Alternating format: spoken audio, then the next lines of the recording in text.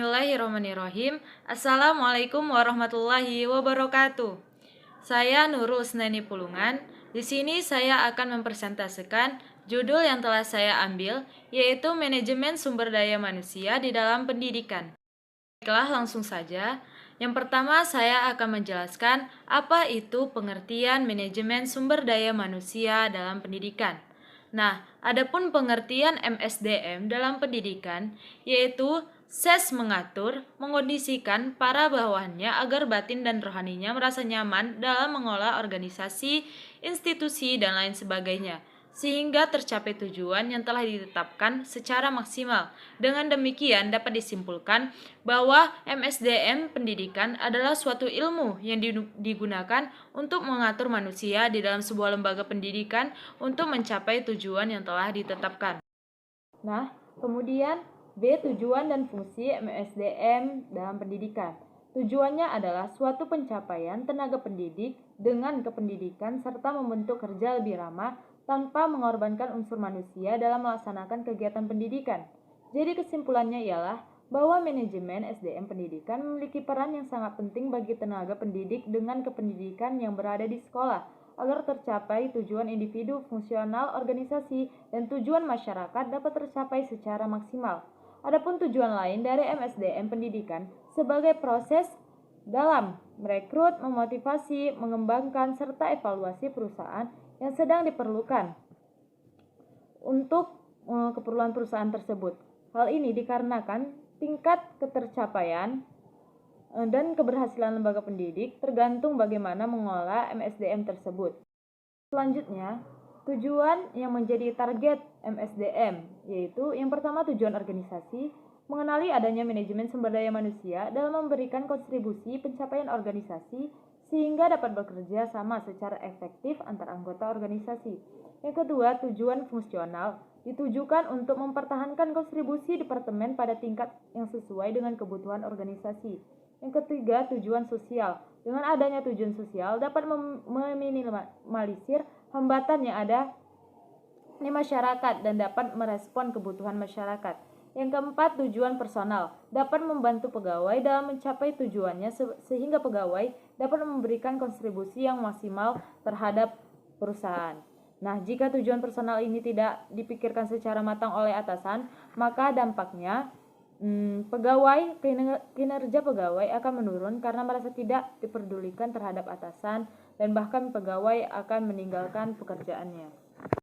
Selanjutnya, fungsi teknis MSDM dalam pendidikan. Yang pertama, pengadaan atau rekrutmen. Pada tahap pengadaan, manajer atau kepala sekolah harus merencanakan dengan baik supaya kualitas dan kuantitas sesuai dengan kebutuhan perusahaan atau sekolah.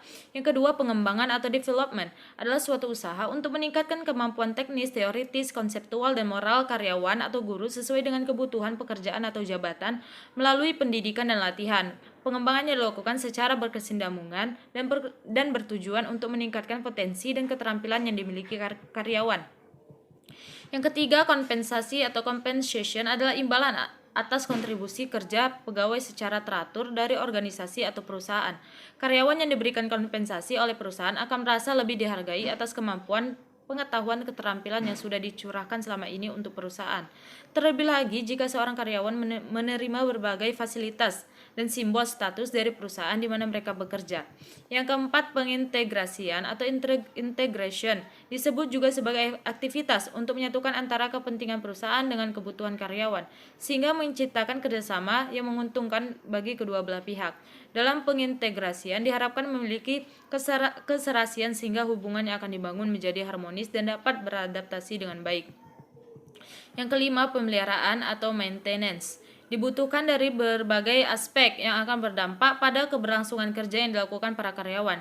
Jika pemeliharaan kurang diperhatikan, maka semangat, sikap, dan loyalitas karyawan akan menurun. Pemeliharaan yang kontinu terhadap karyawan, maka seorang karyawan merasa diperhatikan oleh seorang manajer.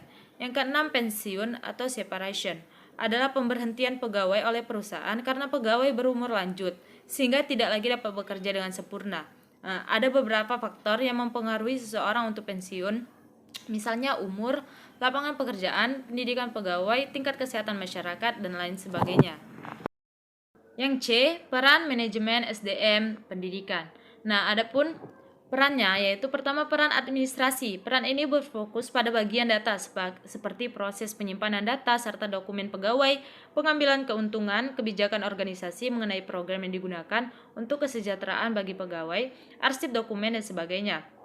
Yang kedua, peran operasional. Peran yang bersifat taktis seperti saat proses lamaran kerja, pengadaan seleksi serta wawancara, mematuhi kebijakan dan peraturan setempat, tingkat peluang dalam melakukan pekerjaan yang sangat tinggi, proses K3, pelatihan dan pengembangan serta sistem kompensasi. Yang ketiga, peran strategis. Nah, peran ini lebih terhadap organisasi dalam menekan orang-orang bahwasanya sumber daya manusia sangat penting dan investasi terhadap organisasi tersebut. Terakhir, hakikat dan implementasi manajemen sumber daya manusia dalam meningkatkan mutu pendidikan. Pada hakikatnya, berhasilan tercapainya suatu tujuan pendidikan nasional tidak bergantung dengan sumber daya di sekolah seperti kepala sekolah, guru, staf, dan tata usaha, dan tenaga pendidikan. Dan peningkatan prestasi atau mutu pada manajemen sumber daya pendidikan seharusnya perlu melakukan pendekatan untuk memaksimalkan bersaing dengan sekolah lainnya dengan melakukan peningkatan lembaga pendidikan tersebut secara terus-menerus. Sekian persentase dari saya. Apabila terdapat kesalahan kata maupun ucapan, saya mohon maaf, kepada Allah saya mohon ampun. Wabillahi taufiq wal hidayah. Wassalamualaikum warahmatullahi wabarakatuh.